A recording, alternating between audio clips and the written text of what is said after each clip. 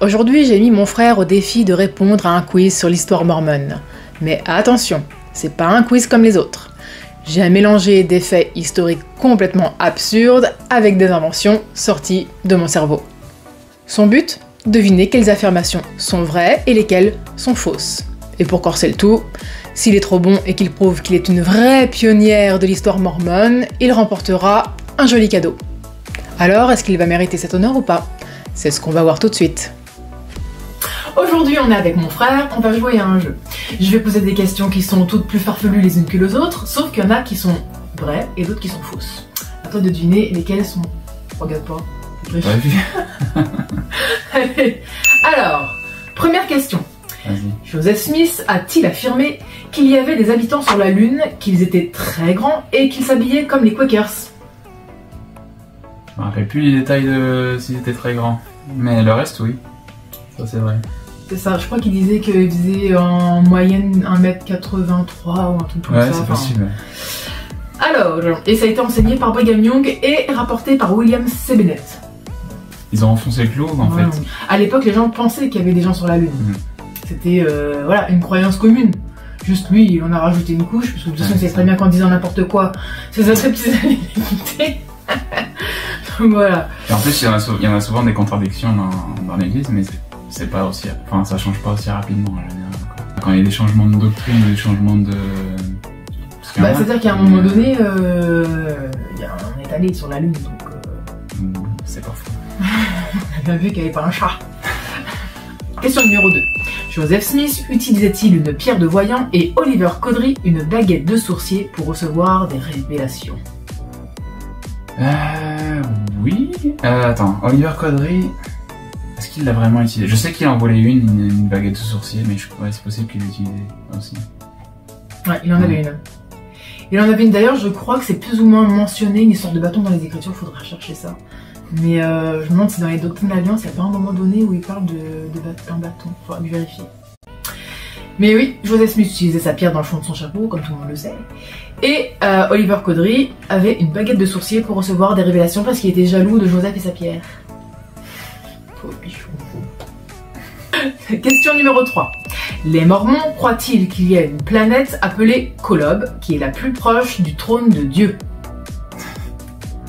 Ça va être que des réponses oui, c'est pas drôle. J'en sais rien. C'est la 3e. Par contre, je me rappelle plus des détails de ça. Mais en tout cas, j'en avais entendu parler même quand j'étais nouveau. Bah, on avait même un cantique. Si tu pouvais jusqu'à Kolob, un instant te transporter. Ah, bien sûr qu'on connaissait Kolob. Question numéro 4. Brigham Young a-t-il déclaré que sur certaines planètes, les habitants avaient des ailes et pouvaient voler? Ça me dit rien, mais peut-être. C'est fou, mais ça aurait pu. Alors, il a dit beaucoup de conneries, mais pas celle-là. Ouais, bah ça ressemble à celle des Quakers sur la Lune. C'est ça, ça aurait pu franchement. Ensuite, question numéro 5.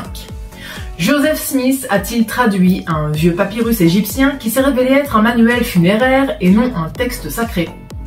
Ah oui, ça c'est même dans leurs écritures actuelles. Ah oui. C'est-à-dire ouais, bah, on parle de Grand Prix, mais c'est comment il s'appelle? C'est le livre d'Abraham? C'est ça, le livre d'Abraham. Ouais. Voilà, donc qui raconte, bah justement, qui raconte l'histoire de Kolob, etc. Enfin, il y a 3 facsimilés, il y en a un qui parle justement de Kolob. Sauf que c'était juste des textes funéraires.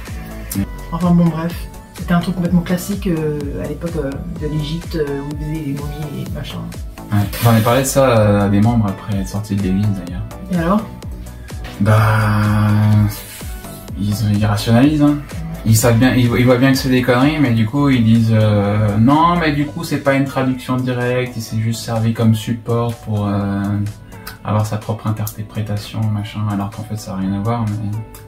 C'est même pas la bonne époque. Du coup, vu que ça, en fait, le problème c'est que si ça n'a rien à voir, pourquoi t'as besoin d'un support du coup? Bah oui, c'est ça. Ouais. Pourquoi t'as besoin d'un vieux papyrus pour avoir une révélation alors que... Tu prends une feuille de chêne, tu fais la même chose, hein. C'est ça. Les lignes de la main. Ouais, ou les lignes de la main, ou une boule de cristal, ou une pierre de voyant dans le fond d'un chapeau aussi. Ça marche apparemment. Ça marche aussi. C'est complètement... Bah, il y a un moment donné... non, mais de toute façon, moi je suis sûre que les gens au départ... Enfin, en plus, non, les gens, ils parlent de C'est sûr qu'ils croyaient à la traduction, mais aujourd'hui, quand on parle aux membres, il y en a qui rationalisent comme ça, alors que ça n'a aucun sens. D'accord, sauf que Joseph Smith, dans son journal, il essayait de faire des correspondances entre des hiéroglyphes. Enfin, tu peux voir des trucs qu'il a essayé de faire entre les hiéroglyphes et ce que ça pourrait vouloir dire et pour faire son histoire. Et en plus, je veux dire, c'est hyper précis. Et quand il dit lui, c'est Abraham, alors que c'est juste mort, ou enfin, je sais plus exactement. Ou quand il dit lui, bah, c'est un esclave, alors que pas du tout, c'est un dieu. Enfin, en fait, ça n'a aucun rapport avec ce que ça veut dire. À l'époque, on ne peut pas trop savoir. Je pense que c'était plus ou moins au même moment où il y avait la pierre de Rosette. Oui, oui. Mais lui, bon, voilà, il en avait peut-être pas eu vent. Bah non, c'était à peu près à la même époque, ouais. Quand il commençait les traductions des hiéroglyphes, mais c'était tout récent. En fait, pour un égyptologue, c'est un gros charabia ce qu'il a fait. Oui, dans les facsimilés, ils ont recopié le dessin, mais il y avait des bouts qui manquaient, et ce qu'ils ont recollé, bah du coup ça n'a rien à voir, ils auraient pu... les égyptologues sont pas d'accord avec ça. Ça n'a juste aucun sens en fait. Ouais, c'est ça. Ça tient pas debout. Malgré le fait que y en a qui se défendent en disant c'est juste un support pour avoir des révélations, il y a quand même ce fameux facsimilé où c'est écrit juste à côté exactement ce que représente chaque partie, alors que... Ah bah oui, c'est numéroté. Maintenant, c'est numéroté, et à chaque numéro il met ce que c'est, et quand tu as l'interprétation d'un mec dont c'est le métier, juste, ça n'a juste aucun rapport. Bah, aucun rapport, et en plus c'était un truc classique de l'époque, quoi. Là pour le coup tu peux pas dire que c'est pas une traduction, quoi. Parce que c'est vraiment écrit juste à côté, numéroté et tout. Bah oui, c'est ça. Tu peux pas dire oui, bah voilà, en fait ça représente ceci, cela dans son ensemble. Non, c'est hyper précis. Ouais. Donc, il y a pas des... Enfin voilà, c'est forcément une invention, quoi. Question numéro 6. Un prophète mormon a-t-il déclaré que Bigfoot était en réalité Caïn, condamné à errer éternellement sur la Terre? Qui c'est qui aurait dit ça, tu dis? Un apôtre. Non, un prophète. Un prophète, carrément. Ouais.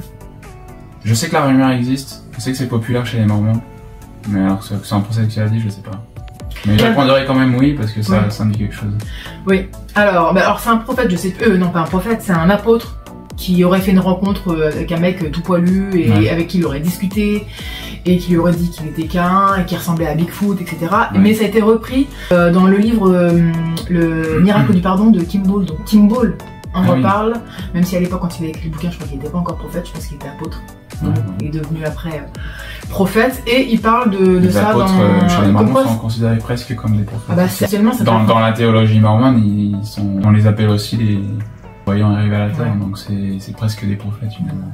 Mais moi j'avais entendu parler d'autres histoires comme ça, je sais plus exactement les détails, mais c'était quand j'étais tout petit, on racontait que il y avait certains des apôtres, je sais plus si c'était Paul ou un autre qui était devenu immortel et qui a jamais arrêté de prêcher l'évangile jusqu'à aujourd'hui. Donc ça fait 2000 ans qu'il parcourt le monde à prêcher l'évangile.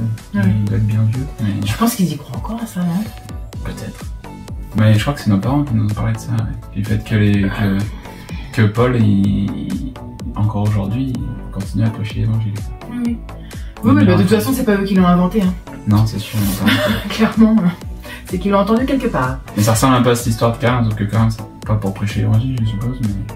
Non, c'est sa punition, il erre sur la terre, enfin voilà, c'est sa punition pour avoir tué Abel, j'imagine. Alors, question numéro 7. L'église mormone enseigne-t-elle que les hommes ressusciteront avec leur barbe et que ceux qui étaient chauves auront enfin des cheveux? Ouh putain. Ah là là, alors c'est pas si bien vu qu'avant la barbe, mais je sais que ça l'était en tout cas au milieu du 19e siècle. Ça m'étonnerait pas qu'ils aient dit des conneries comme ça, ouais. Non, c'est faux. Non, c'est faux. C'est faux, mais par contre, c'est des petites blagues que peuvent se faire les mormons entre eux. Hein. Ah d'accord. Ouais, bah quand tu te moques de quelqu'un parce qu'il a plus de cheveux, oui, bon t'inquiète pas, tu les retrouveras pendant la résurrection. Parce que normalement on est censé ressusciter parfait. Mais c'est pas dit comme ça, c'est juste que on est censé renaître en fait avec un corps parfait, un corps sans maladie, sans défaut. Les gens qui sont handicapés seront plus handicapés, voilà. Bon, du coup les chauves auront leurs cheveux, je suppose. Ouais, je suppose. Mais c'est pas écrit. C'est pas écrit dans les écritures. Non, c'est pas écrit comme ça. Quand j'étais encore membre, quand on entendait des trucs comme ça, le corps parfait c'est un peu vague. Mais du coup, Forcément, on se fait des films, quoi. Ouais. On se fait des films, on brode là-dessus. Et... Ça se trouve, on ressemblera pas, même pas à des humains, on sait pas. On ressemblera à une bouillie au fond d'un cercueil et puis c'est tout. Je sais pas si c'est ça le corps parfait pour toi, mais... Non, mais c'est des conneries, c'est ça que je veux dire. Question numéro 8. Joseph Smith a-t-il enseigné que les Néphites utilisaient les éléphants pour la guerre en Amérique? Pas sûr. Il y avait des chevaux, alors des éléphants, pas sûr. Pas sûr. Non? Non, c'est faux. Okay. Par contre, il y a vraiment des problèmes avec les animaux dans le livre de Mormon qui avaient pas. Il y a un problème d'anachronisme par rapport, bah... Ouais, du coup, ils disent, oui, bah, c'était peut-être pas des chevaux, c'était peut-être des... je sais plus quoi, là. Quand ils essayent d'expliquer les problèmes que voient des gens dans le livre de Mormon, comme le fait qu'il y ait des chevaux, il y en a certains qui ont sorti l'idée que c'est pas vraiment des chevaux, c'est des tapirs. Parce que les tapirs, ça vient de là-bas, d'Amérique, donc... Mais bon, je vois pas un gars s'asseoir sur un tapir, ça a l'air con. Complètement débile. Oh putain, ils se rendent pas compte des conneries qu'ils peuvent dire quand même. Ouais, après, ils vont se plaindre qu'on rigole, mais bon, c'est drôle. Question numéro 9. Un missionnaire mormon a-t-il affirmé avoir converti un extraterrestre dans les années 70? C'était l'époque des extraterrestres, ça m'étonnerait pas. Mais ça me dit rien du tout, cette histoire-là. Ça me dit rien du tout. Non, c'est faux. Ouais. C'est faux, c'est faux. Aucun missionnaire n'a officiellement converti d'extraterrestres à ma connaissance. Allez, question numéro 10. Brigham Young a-t-il déclaré que les Noirs ne pourraient entrer au paradis qu'en tant que serviteurs? Oui, ça oui, clairement. Parce qu'à l'époque de Joseph Smith, même pendant longtemps, jusqu'à dans les années 70 du XXe siècle, les Noirs ils n'avaient pas accès à la prêtrise, il y a plein de choses qu'ils ne pouvaient pas faire. Puis à l'époque, la plupart étaient des esclaves. Donc ouais. Et Joseph Smith, il a créé des rituels au temple pour sceller mari et femme pour que le mariage continue après la mort. Et il a fait des scellements avec des esclaves aussi. Je crois que c'était après la mort de Joseph Smith qu'il y a une nana qui a été scellée à Joseph Smith en tant que servante. Peut-être. Mais je sais que ça s'est fait. Ouais. Oui, ça s'est fait. Ouais. Ça s'est fait. Mais après, les prophètes plus modernes ont dit que c'était une erreur, qu'ils avaient fait une erreur à l'époque, ils n'avaient pas très bien compris la doctrine. On n'a pas très bien compris ce qui s'est passé, on est trop con. Allez, petite question bonus. L'église mormone a-t-elle baptisé Adolf Hitler après sa mort? Ah oui, plusieurs fois même. Oui, plusieurs fois. Bon, voilà. Donc bienvenue Adolphe, hein, dans ma famille. C'est ça. C'est une catastrophe. Ils ont aussi fait le baptême pour... Anne Frank. Anne Frank, ouais. Ils en ont fait plein, hein, des gens qui sont morts pendant le Holocauste. Bon, t'as bien travaillé, tu vas avoir ton petit cadeau, ton petit couronnement. Le petit couronnement du gagnant. Tu vois comment... Oui. Ah, ça ne va pas bien les chapeaux en plus. Attends, parce qu'on n'a pas encore mis le petit nœud. Ah ouais, ça va être beau comme le ça. petit nœud de pionnière. Ah, t'as pas assez de place pour faire un rose. Bon, on va laisser comme ça. Et voilà, mon frère a relevé le défi et franchement il s'est bien débrouillé. Si c'est le cas, tu peux ajouter un petit compliment ou une blague sur ses réponses. Alors, selon vous, est-ce qu'il mérite son titre de pionnière de l'histoire mormone? Dites-moi en commentaire. N'oubliez pas de liker et de vous abonner et on se retrouve très vite pour une nouvelle vidéo. Allez, à plus!